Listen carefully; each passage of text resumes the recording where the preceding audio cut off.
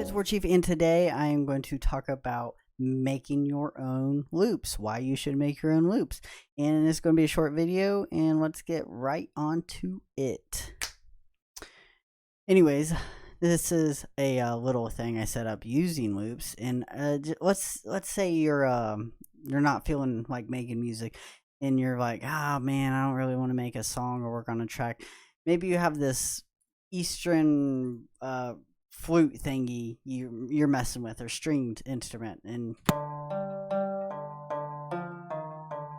you make that melody and you're like, oh, that's a cool melody, maybe I should just save it, use it for later. But make sure when you make these loops you name them like how they did. It's the BPM, what key it's in, and what if it's from an instrument or something like that. But anyways, that was like real fast off the topic.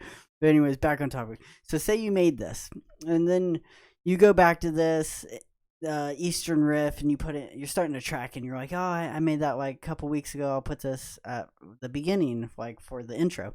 And then you make something else, and you make like a flute, and you're like, nah, that sounds cool, but I don't really. I keep interrupting myself with the samples. But anyways, then you're like, nah, I'll just save it, whatever. Then you export it, and always have a folder with a bunch of like stuff you don't create as songs, but you create as just samples. And you'll have this big library of samples, like even drum beats, like kits, stuff like that. That's really important. Drum beats, like I have a bunch of drum beats I have, and then sometimes when I'm making a song, I just drag the drum beat in that I made like a couple weeks ago, and sometimes it fits perfect, sometimes it doesn't fit perfect at all. But it's just trial and error. That's what music's about.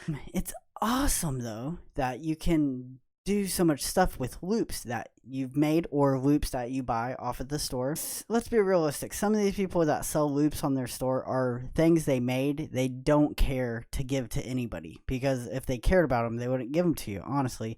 Like, I believe Kashmir, he actually tried to make sample packs. Like, that's something he wanted to do.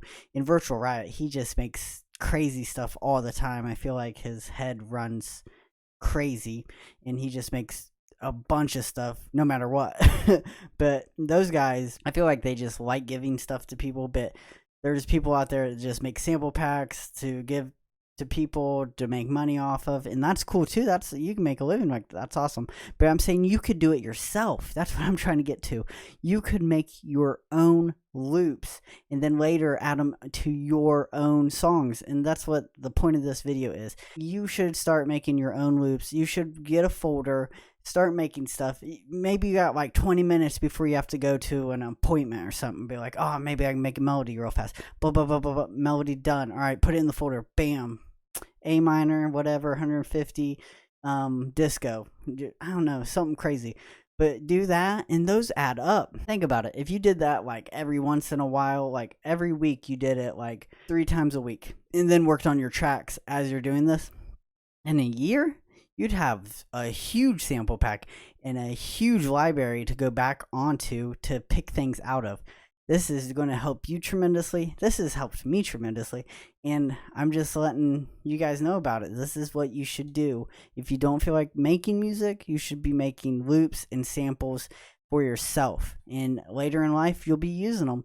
But yeah, thanks for watching the video. If you like the video, hit the like. If you didn't, put a dislike. Comment down below telling me if you do this or if you don't do this and you just want to start doing it. Now is your chance. And yeah, make sure to subscribe, and I will catch you guys next week. Peace.